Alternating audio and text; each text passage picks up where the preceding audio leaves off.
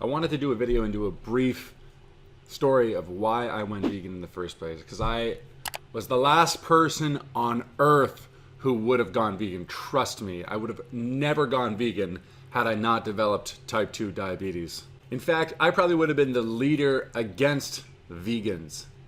I'm the type of guy who would have said, look, let me make my choice. That's great. You want to eat the fruits and the vegetables and the plants and seeds and whatever.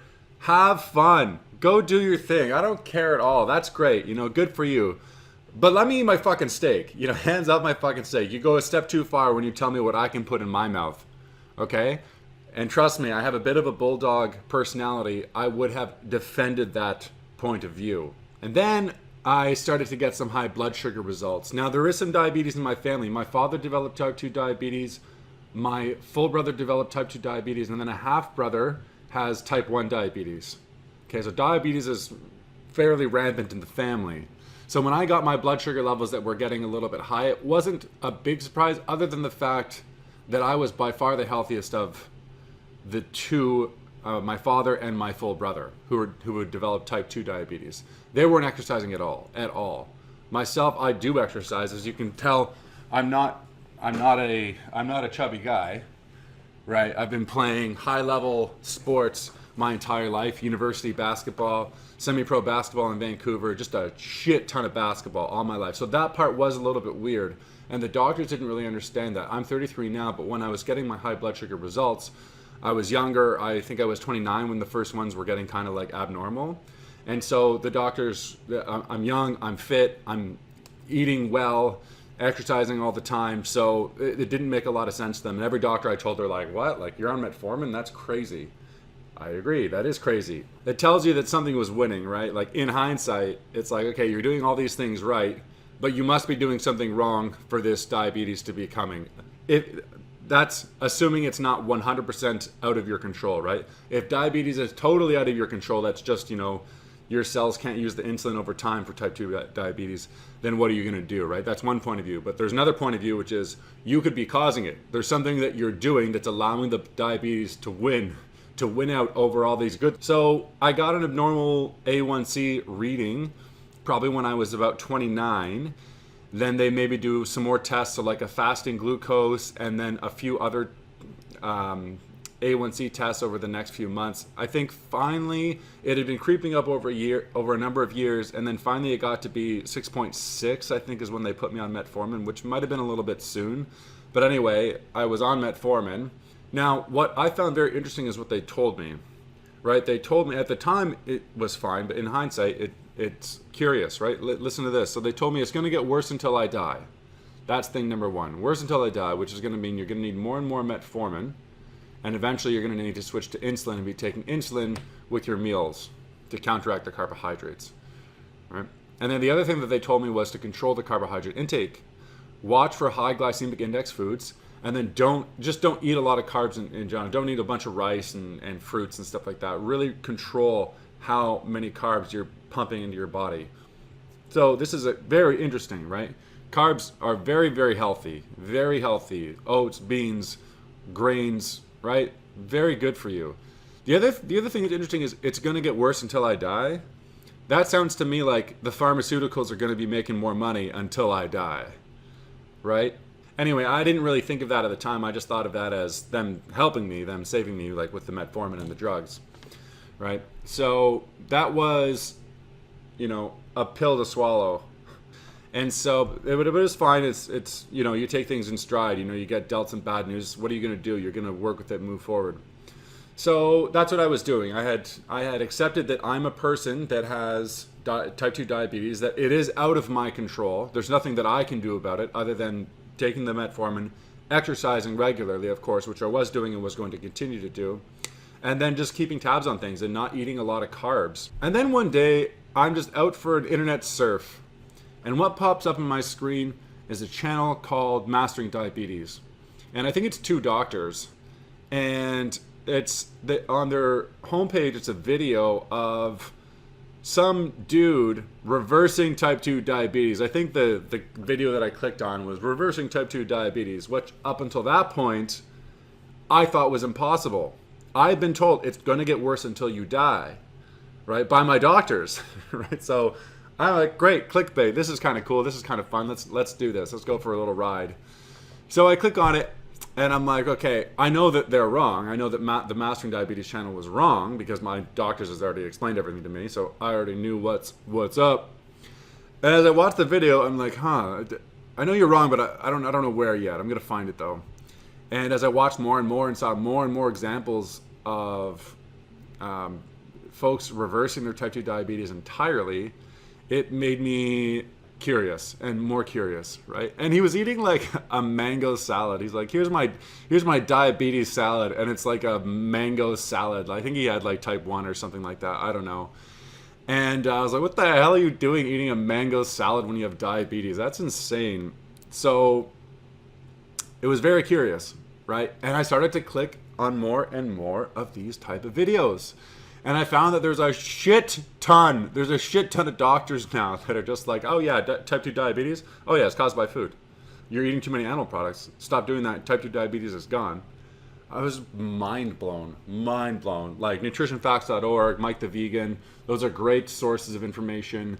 And there's so many others now that are out there.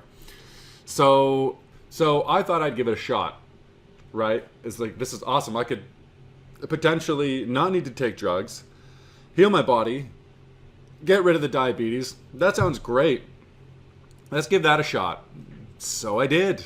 And in February 2018, I stopped eating animal products entirely. I went full vegan. Now keep in mind, my transition to veganism was, until I went vegan, I was eating meat at every meal. Every snack was a couple pepperoni sticks and a glass of milk. Every pizza was like meat lovers pizza. I'd go to the 7-Eleven for a snack and get like those skewers of like chicken, not wings, but like chicken tenders or whatever. I'd get a couple of those because they're super cheap. I would always eat meat and milk. I loved milk. I drank so much milk, I can't tell you. I would out milk drink anybody. Especially coming back from a basketball practice, I would down 2 or 3 glasses of milk. Chocolate milk, regular milk, I don't care, I'll drink it all. Love that stuff. So I went from that to total vegan in the span of like a couple weeks maybe. Right? It was the introduction of the information came to me. The idea was incepted. These Mastering Diabetes guys went into my dreams and incepted me. And then over the next couple of weeks, I thought it was my own idea. And once I thought it was my own idea, I could stand behind it and be like, that's a good idea. I'm going to try that. And so I did. So then the question is, what happened with my A1C levels? Because I went vegan, and when I had just finished a blood test right before I decided to go vegan. So I'm like, this is convenient. This is extremely convenient because my next blood test, it'll show the results of the veganism. So I didn't listen to my doctors, and I didn't take I stopped taking the metformin after that blood test. Okay, stopped taking the metformin and went vegan at the exact same time. My A1C was 6.6. It went down to like 6.1, I think, and then 3 months later it was up again to the highest it had ever been. This was while I was vegan, so it went up to 7.1 on vegan. Now, what I'll say about this is that my A1C now is like 5.9. It's the lowest it's ever been right now after a prolonged stretch of veganism. Still no drugs. Same exercise routine. So right now I'm not diabetic at all.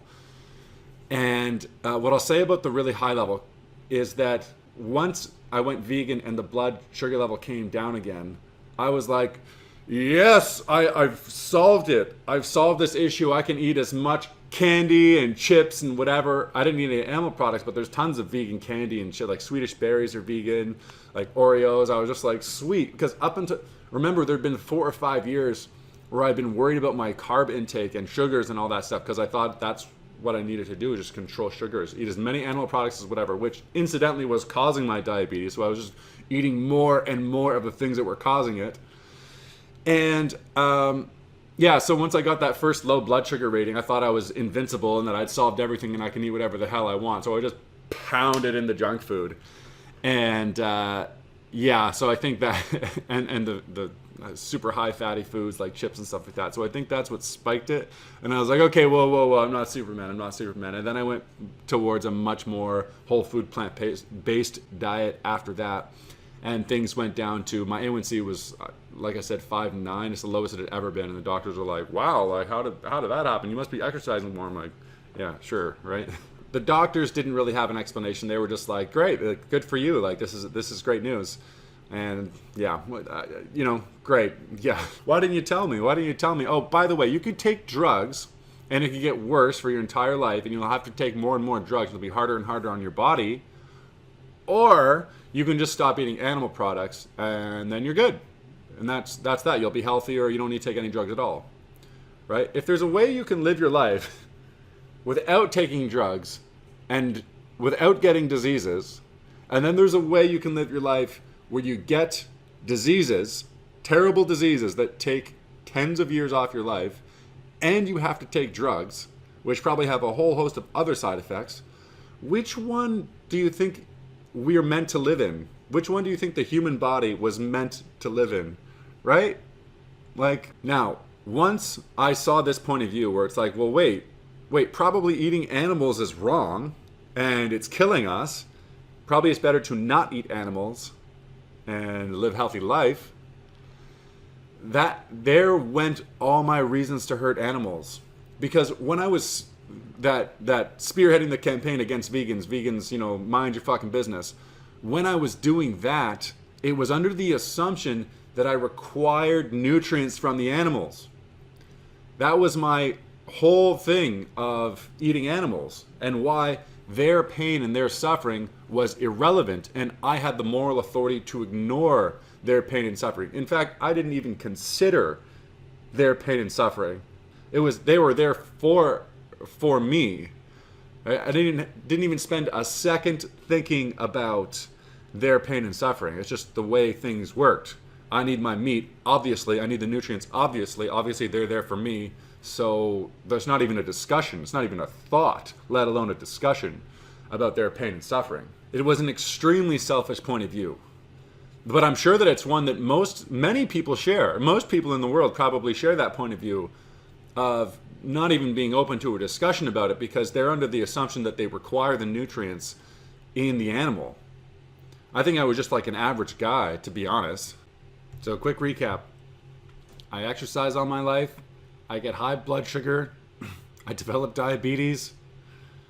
They tell me it's going to get worse forever until I die. I find information online saying that you can totally reverse type 2 diabetes. Don't listen to them. I do. I reverse type 2 diabetes.